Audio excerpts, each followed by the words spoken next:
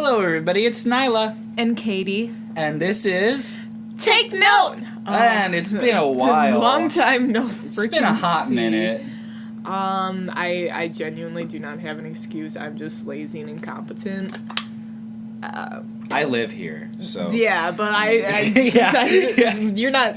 Yeah, I can't do it. I can't do it by myself, so yeah. That would be pretty boring. So we thought we'd give you a little 2-for-1 since we've been gone for over a month. A 2-for-1 meal deal. A little treat, a little special, a little for our loyal 2 listeners out there. Okay. Yeah. So on this day that we're recording this, which is Friday, Friday the 17th. Yes, we're blessed by 2 new albums. Queens, just 2 queens. Keep going. Mitski and Ariana Grande. Miyawaki, sorry. Yeah. Don't come for me. Yeah, but new albums, Mitski's Be The Cowboy, Ye Fucking Hot. No, it's not. Ye Fucking Hot. Oh, fuck, okay. Yeah. And then Ariana Grande. Fuck. You believe in God. You believe God. Yeah, so the albums. This is already off to a terrible start. Literally, this is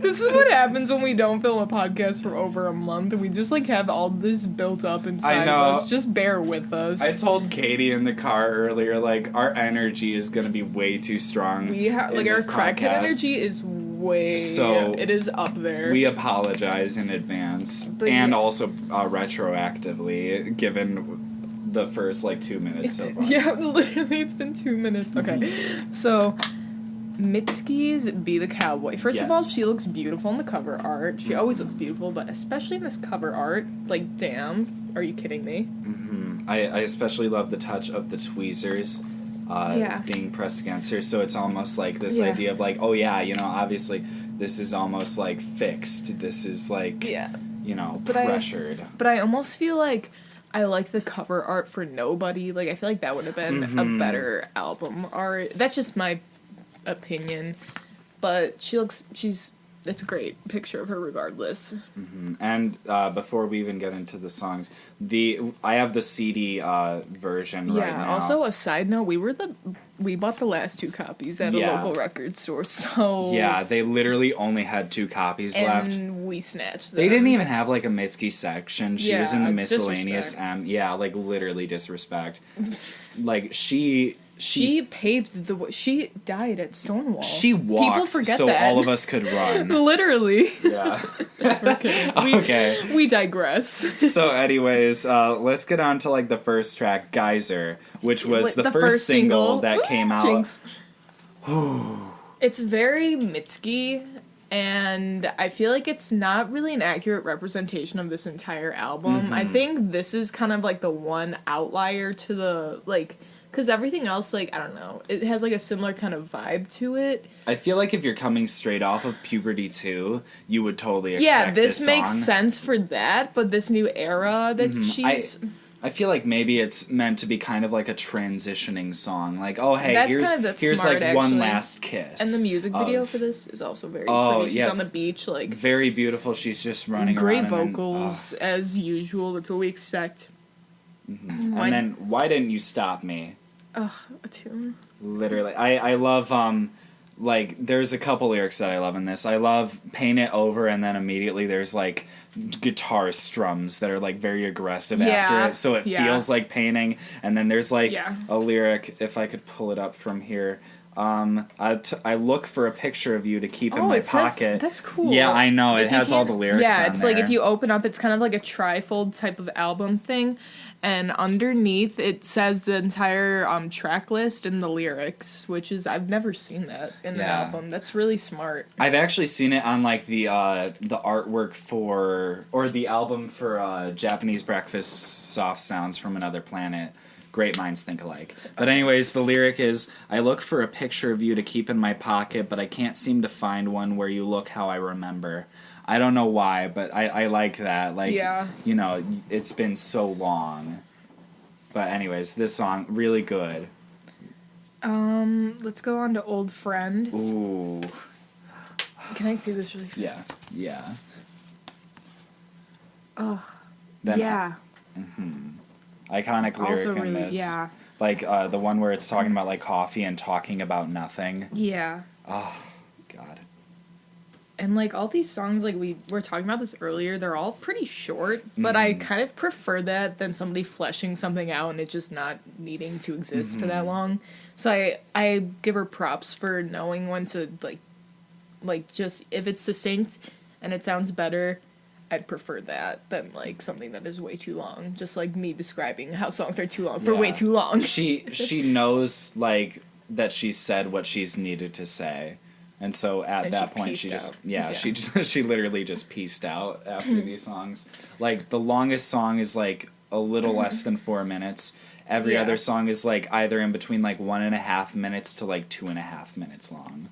Yeah, but in order to make sure that this episode isn't, like, 20 hours long, we'll just try and wrap things up quickly, like, by talking about everything overall. In terms of Mitski's record, I really appreciate the conciseness, like you said.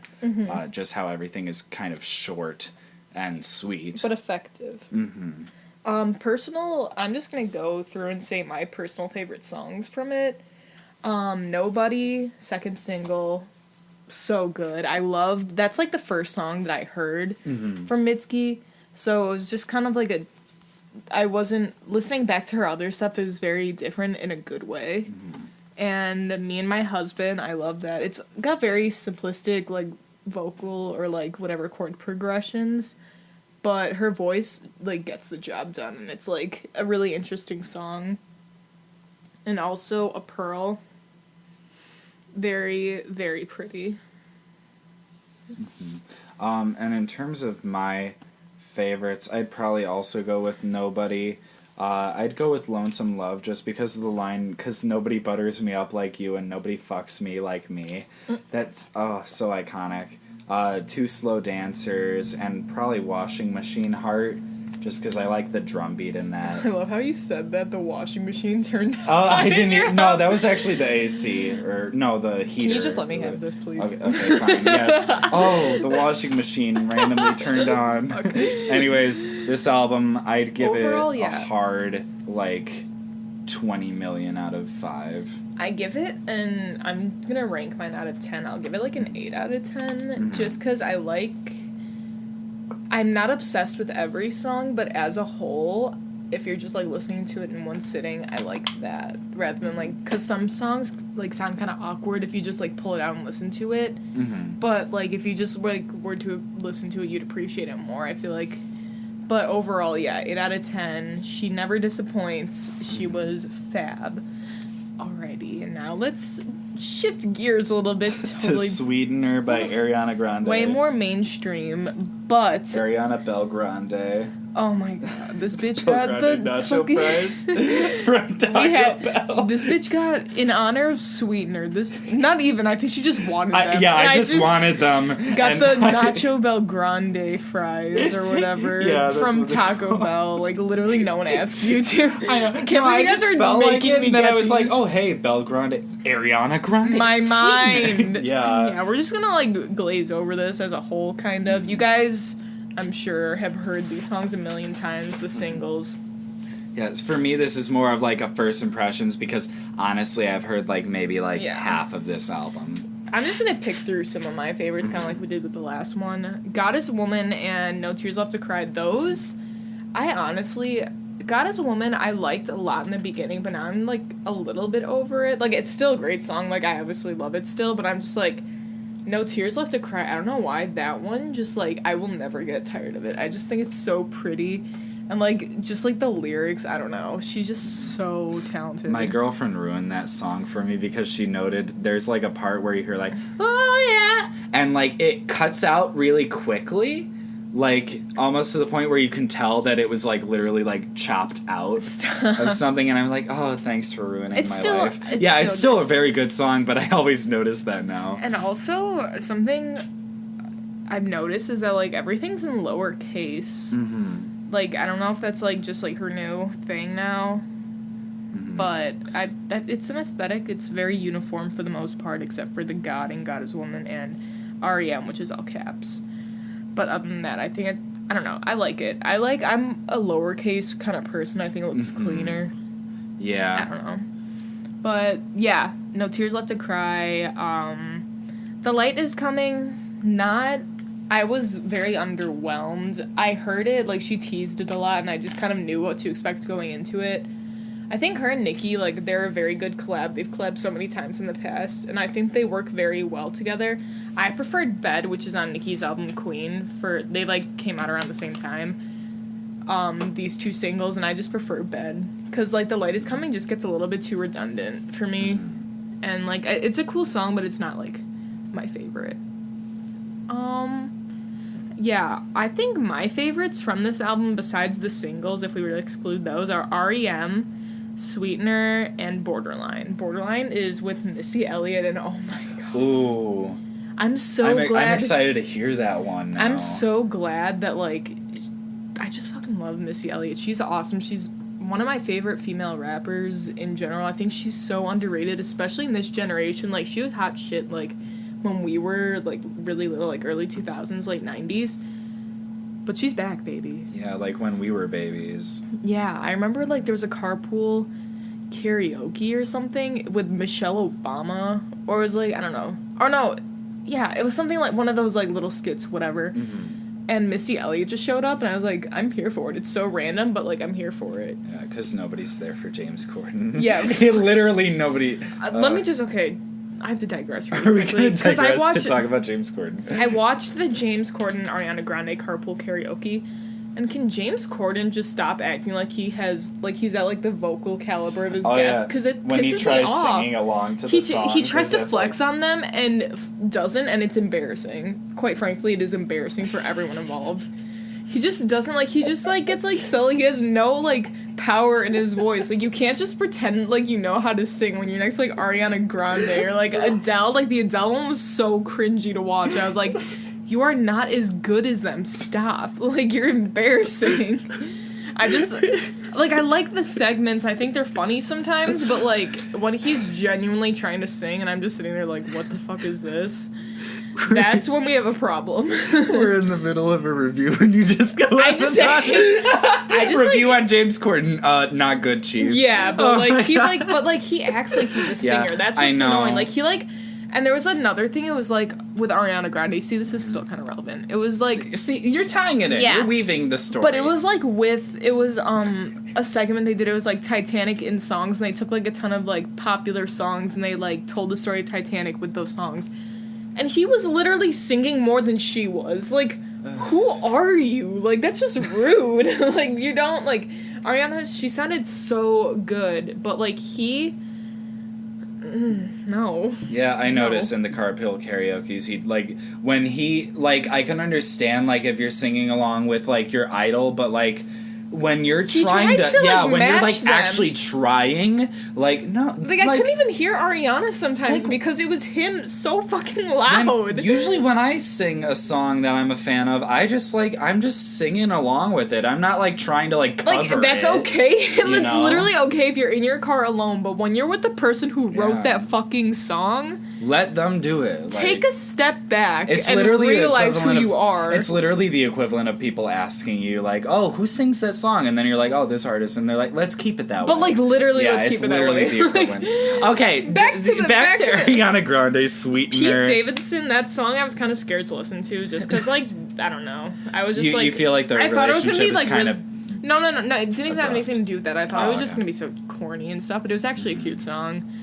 It was much better than Him and I by Halsey and G-Eazy. Yeah, we don't talk about that ever. We're dates for like 10 or not even 10 months, like 6 her. months. That's just let's write a song. I don't like to indulge in celebrity gossip too much, but that was just stupid. They look like idiots. Sorry. Both of them are irrelevant. But yeah, Get Well Soon. Oh, such a touching song. A lot of these, there wasn't really many like ballads. All these songs are pretty upbeat for the most part, which was very refreshing, I think, especially coming off of like that horrible kind of a sweetener. Back to what I was saying. It was just like coming off of that like horrible thing that happened in Manchester.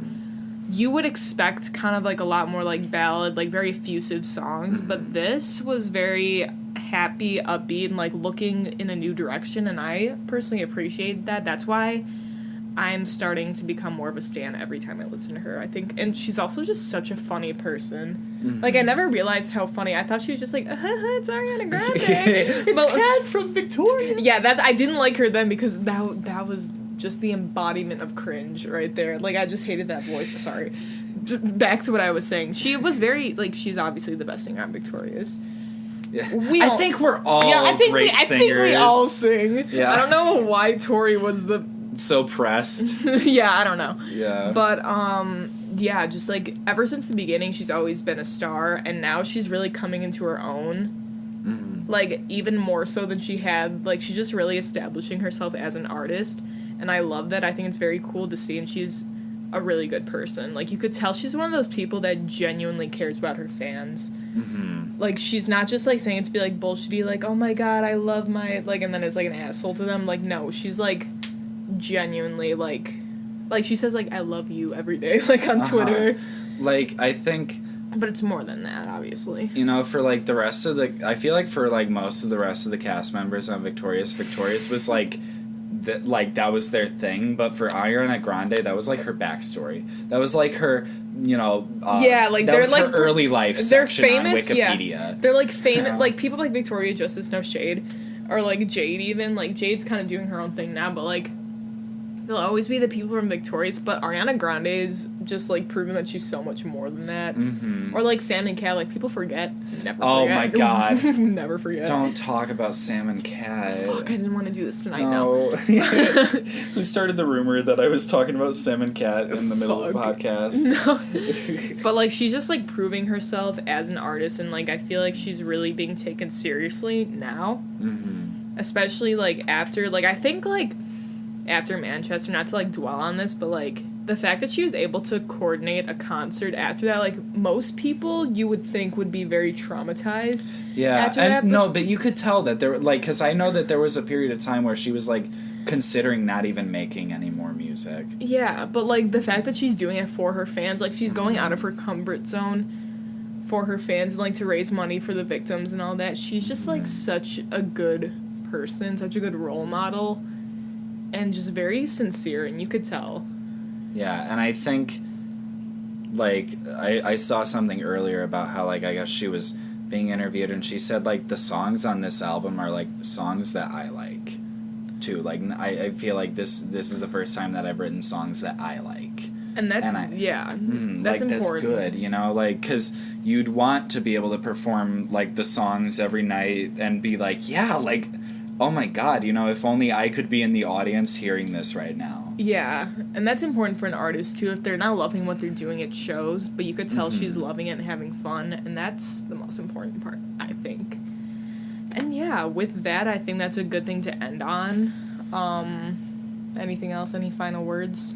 All I can say is that while I haven't listened to the whole thing, I can already tell that, like, it's gonna be very enjoyable. Yeah. You know, like, I appreciate everything that she's been doing, and I am very...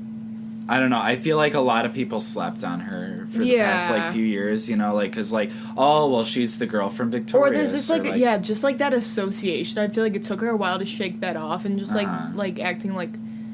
I don't know, like, because, like, her fan base is predominantly, like... younger children for a while, but you could tell that it's definitely broadening out now. Mm-hmm. Which I think is good for her as an artist. Yeah. Would you give any, like, rating, or would you just say, like, overall, in general?